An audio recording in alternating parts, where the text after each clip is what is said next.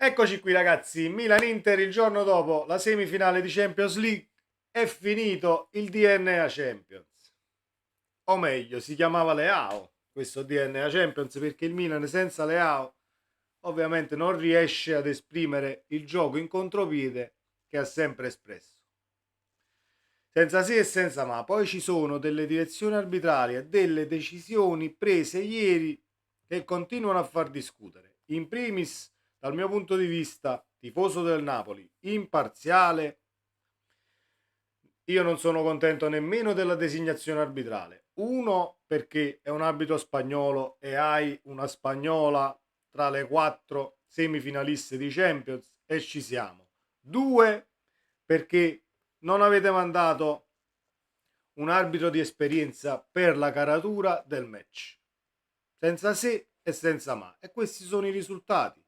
Decisioni strambe, rigori che vengono dati e vengono tolti giustamente dal VAR perché non avevi visto una beata mazza. Ma ci arriviamo, analizziamo la partita e vi dico la mia perché l'Inter ha meritato questo 2-0, anzi strameritato questo 2-0 di ieri sera. Ragazzi, se vi piace questo contenuto, prima di cominciare, vi invito ad iscrivervi al canale, attivate la campanella delle notifiche, calcio imparziale, obiettività e sportività su questo canale e mettete un like al video per la sportività, dai. Andiamo ad analizzare la moviola di questo Milan-Inter giocata ieri. Allora, partiamo dal 14° minuto.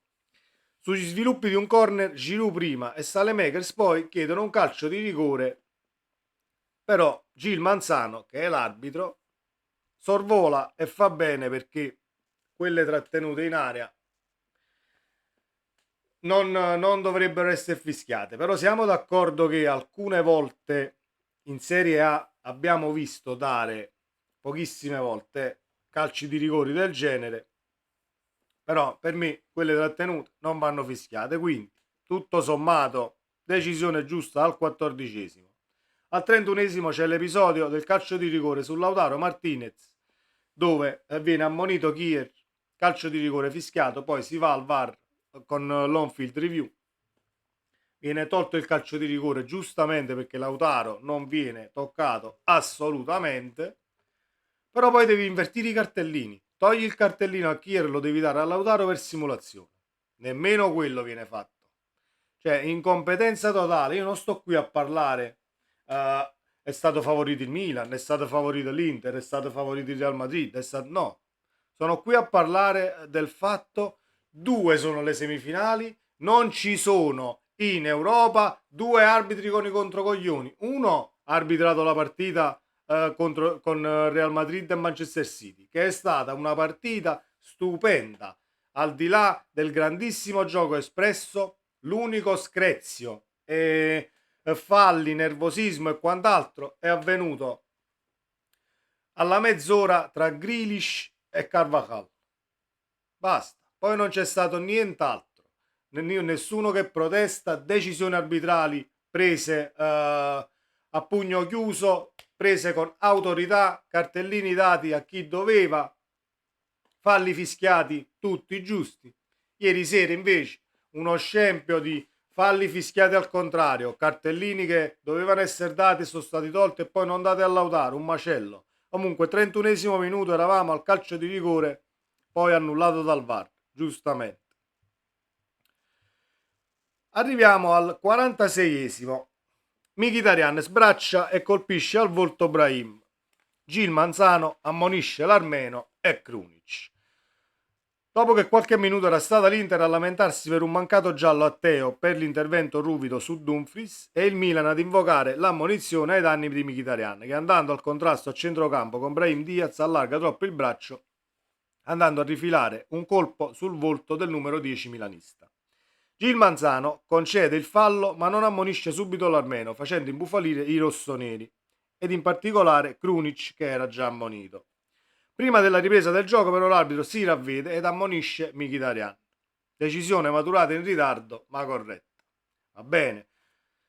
È in ritardo la decisione, è corretta. Va bene, però stai arbitrando una semifinale di Champions. Ci voglio passare sopra, ma nemmeno tanto. 75°. Bastoni giù in area di rigore dopo una manata di Krunic. Né l'arbitro né il VAR intervengono. Dopo il rigore, prima concesso e poi revocato dall'arbitro, è Bastoni a chiedere un rigore dopo un pugno sull'addome di Krunic. Bastoni chiede la concessione del calcio di rigore, ma il VAR non richiama l'arbitro all'on-field review. Graziato il Milan in questo caso, perché in caso di on-field review ci sarebbe stato il calcio di rigore e ci doveva stare l'espulsione per Krunic, al di là che era già ammonito. Il gioco violento viene sanzionato con il cartellino rosso, espulsione diretta. Quindi perché non si interviene? Ritorniamo a Napoli-Milan, senza che facciamo e che ci prendiamo in giro. Ritorniamo a Napoli-Milan, dove ci sono stati episodi a sfavore del Napoli, a sfavore del Milan, a sfavore del Napoli. In quel caso, dove il VAR o è spento oppure voi avete chiamato degli arbitri, perché c'è anche da analizzare il fatto che se tu chiami un arbitro che è restio ad andare al VAR, così come l'arbitro della semifinale di ritorno di Napoli-Milan, il fallo di Leao su Lozano, ne possiamo citare tanti di episodi, ma anche con altri arbitri in altre partite. Ci sono arbitri che se ne sbattono altamente del VAR, quindi pur essendo richiamati dall'auricolare, dici no, io ho deciso, basta, decido io e va bene così. Quindi sbagliata anche questa.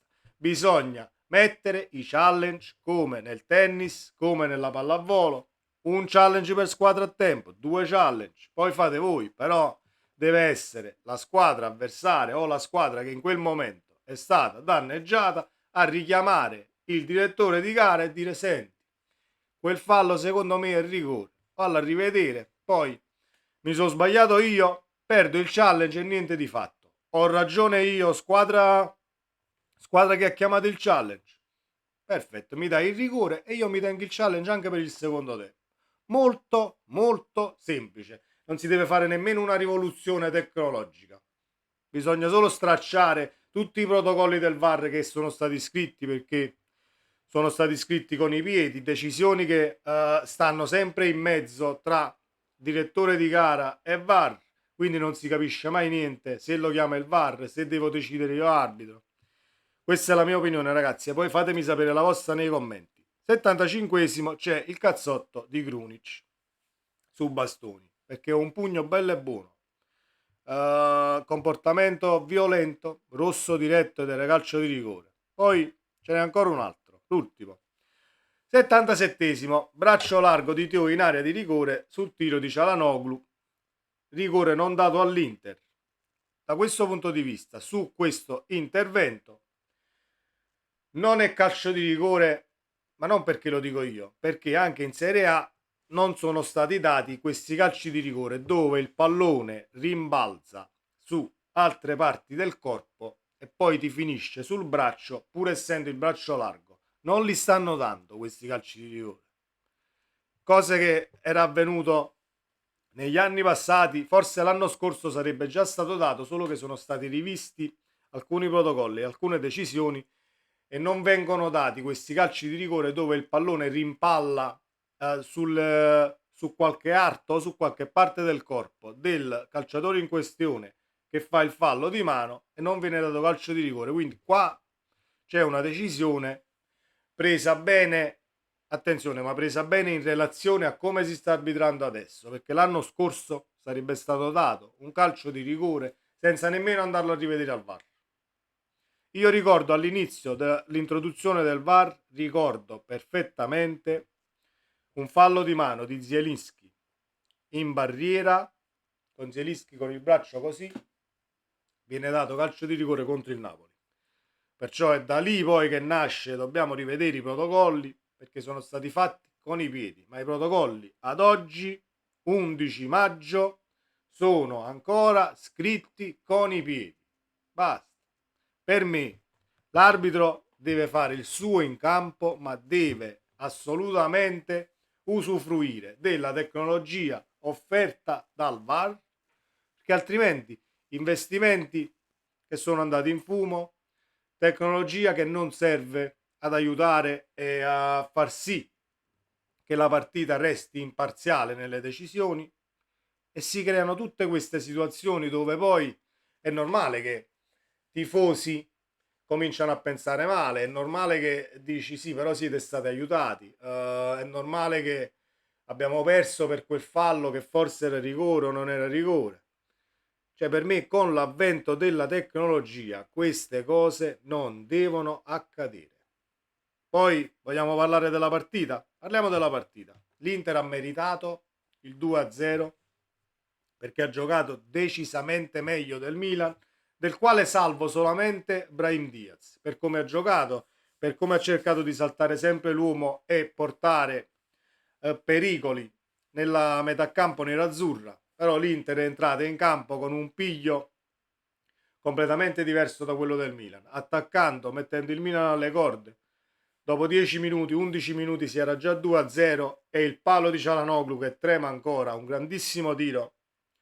Parlo io che poi sono un estimatore di questo calciatore, mi è sempre piaciuto tantissimo Cialanoglu, sia per la botta che ha da fuori, sia per il tiro, e sia per tutto ciò che riesce a coprire nel ruolo di centrocampista. Ovviamente però deve sempre stare in condizione, perché Cialanoglu è quel calciatore che non sempre è al 100% e quando non è al 100% è meglio tenerlo in panchina, però nell'ultimo periodo è in palla completamente e ha fatto una grandissima partita.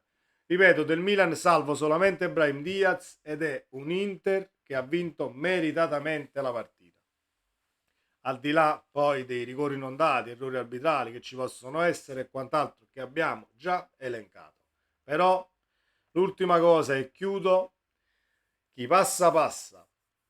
Da questa semifinale siamo lontani anni luce con le due squadre che sono dall'altra parte. Ma non è, questo non è una, non ho scoperto mica l'acqua calda, però vista la partita Real Madrid-Manchester City, se il Real o il Manchester fanno la stessa partita che hanno fatto martedì, non ci sarà storia. Possiamo dire sì, sarà una partita secca, ci può stare, è sempre 50 e 50. Beh, il 50 e 50 non lo so fin quando regga la teoria del 50 e 50, perché Real e Manchester City sono lontane anni luce per calcio giocato, per tatticità nei confronti dell'avversario. Parliamo più del Real Madrid perché il Manchester City ti affronta quasi sempre allo stesso modo, quindi da questo punto di vista forse meglio un Manchester City che qualche occasione te la concede, è vero, però devi arginarlo in fase offensiva, perché sono dannatamente forti tutti quanti lì davanti. Però ti concede qualche cosa in più. Il Real Madrid riesce a non farti giocare. Cioè il Real Madrid non è che ha sempre lo stesso gioco tutte le partite, grazie ad Ancelotti, che è Ancelotti che ha una mentalità Champions, per esempio. Non il Milan può avere una mentalità Champions come società, però poi in mezzo al campo ci vanno i calciatori, e se non hai calciatori dai piedi buoni o non hai calciatori che fanno la differenza nell'uno contro uno, riescono ad essere superiori a calciatori del reparto dell'altra squadra che hai di fronte, diventa difficile. Il DNA Champions diventa marginale. Quindi meglio, non lo so se dire meglio un Manchester City o un Real, perché è comunque tutta aperta l'altra semifinale. L'Inter credo che dopo la partita di ieri possa solo suicidarsi nella partita di ritorno, anche se mai dire mai, perché il calcio ci ha insegnato anche questo. Ricordiamo tantissimi capovolgimenti di fronte in partite di semifinali di Champions. Vedremo poi come andrà a finire, però questo Milan, poi soprattutto senza Leao, non riesce ad innescare i contropiedi che sono stati fatali a Napoli nei quarti di finale. E non solo a Napoli, perché il Milan ha sempre giocato così, quindi ti manca il calciatore simbolo. E questi sono i risultati. Poi dell'arbitraggio ne abbiamo già parlato e non sono per niente contento, e non sto facendo un video per sfogarmi dicendo no, il Milan ha rubato la partita. No, io faccio un video per sfogare il fatto che due partite ci sono, perché sono le due partite più importanti dell'anno, sono due semifinali, non ci sono due arbitri con i controcoglioni per andare a arbitrare queste partite. Non esiste per me. È il calcio che perde. Non è né il Milan né l'Inter né nessuno, è proprio il calcio in generale che va perdendo appeal e va scemando, perché ogni volta che si creano situazioni del genere ci viene il disgusto. Al di là di tutte le simulazioni e tutti i falli di nervosismo e cercare di accendere la partita da quel punto di vista, soprattutto per quanto riguarda il Milan, perché il Milan ce l'ha questa cosa quest'anno, anche l'anno scorso, di far innervosire l'avversario cercando poi di indebolirlo psicologicamente. Detto questo, ragazzi, questa era la mia analisi imparziale da un tifoso del Napoli per la partita di ieri. Fatemi sapere cosa ne pensate nei commenti, iscrivetevi al canale e ci vediamo nel prossimo video. Ciao!